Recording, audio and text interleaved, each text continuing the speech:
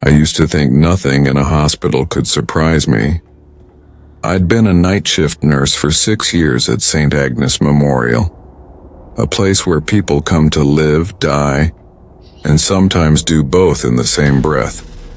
You stop jumping at the sounds after a while, so the flat lines, the code blues, the 3 a.m. screams, death becomes a routine.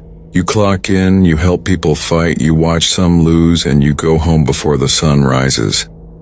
But that was before room 313. That was before I met the man who never died. It was a Wednesday. My shift started at 7 p.m. as usual. I checked the patient list on the clipboard. Post-ops, trauma cases, a few chronic illnesses.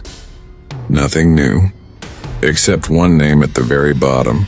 John Doe, room 313, no age. No diagnosis. No attending physician. That's not how charts work.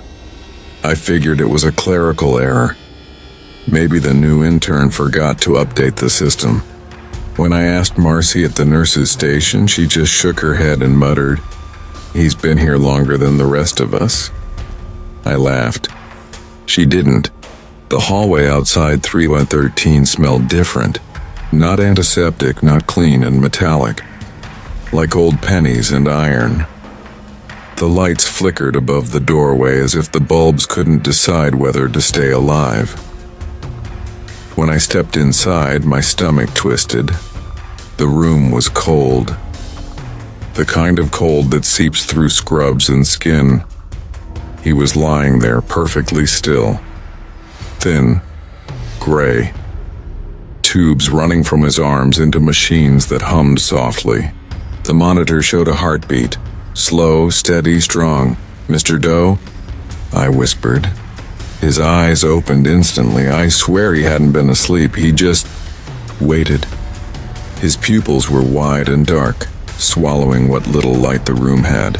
His lips cracked as he smiled. "You're new," he said. His voice was smooth, too calm for a hospital patient. "Yes, I'm your night nurse." He stared at me for a moment longer as if memorizing my face, then said, "You won't last." When I left the room, my pulse was racing. I told myself he was confused, maybe delusional. But when I checked his chart again, there was nothing. No admission date. No attending doctor. Just a room number that shouldn't even exist. The hospital only went up to 312 on the directory map. When I asked Marcy about it again, she went pale. "Don't go back in there," she whispered. "Not unless you have to." "Why?" Her eyes flicked toward the hallway. "Because he remembers everyone, even the ones who quit." I tried to ignore it, focus on the other patients. But around midnight, the call light from 313 started blinking. When I answered, the voice that came through wasn't his. It was the intercom's static-laced whisper saying, "Come back." I went anyway, against every instinct. When I opened the door, the machines were all flatlined, every single one. But he wasn't dead. He was sitting upright, eyes wide, staring straight at the heart monitor. "I told you," he said softly. "I don't die." Then he laid back down, closed his eyes, and the machines started beeping again. Normal rhythm, perfect vitals. I checked the leads, the IVs, everything was connected right. No sign of malfunction. He shouldn't have been alive. He shouldn't have been conscious at all. The next night, his chart was gone, literally missing from the system. When I tried to enter vitals into the computer, it said, "Patient not found." Even the physical file had disappeared from the cabinet, but his room still existed. His monitor still hummed. His heart still beat. I asked the charge nurse if there had been a discharge. She looked confused. "Who are you talking about?" "Room 313, the John Doe patient." She frowned. "There is no 313, the hall ends at 312. I laughed at first, thinking she was joking. Then I walked down the hall to prove it.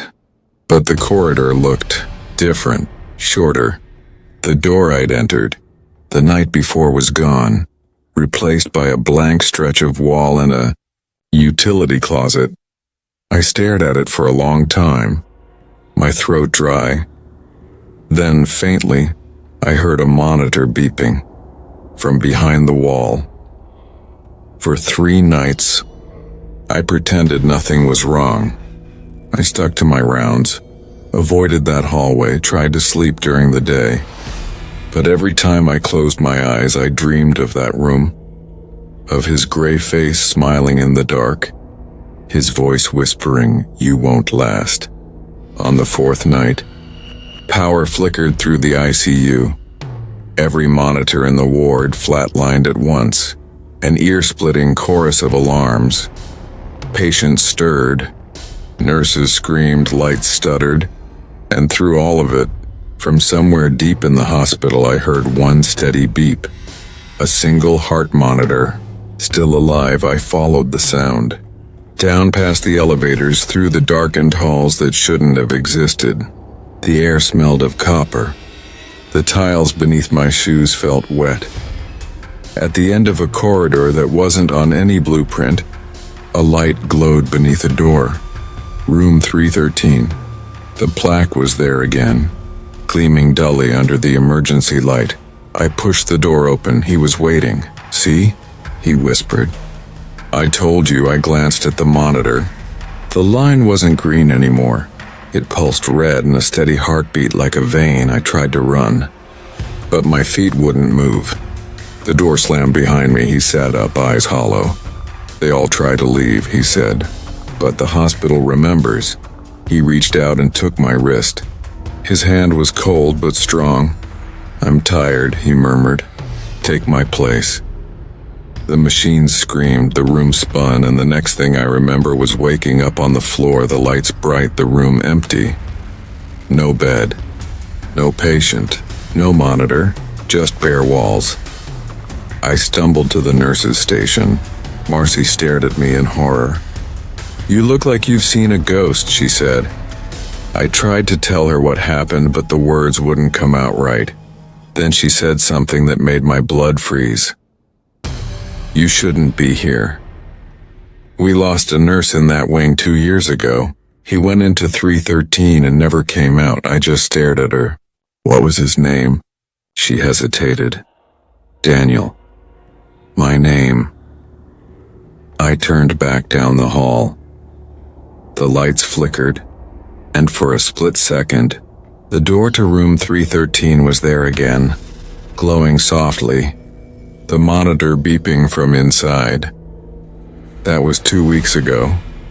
I still hear it sometimes, faintly, in my dreams, and the steady rhythm of a heartbeat that won't stop. Every time I close my eyes, I see that room waiting in the dark, door slightly open, and somewhere inside, he's still breathing, or maybe I am. Because sometimes when I pass a mirror, the man staring back at me isn't me anymore.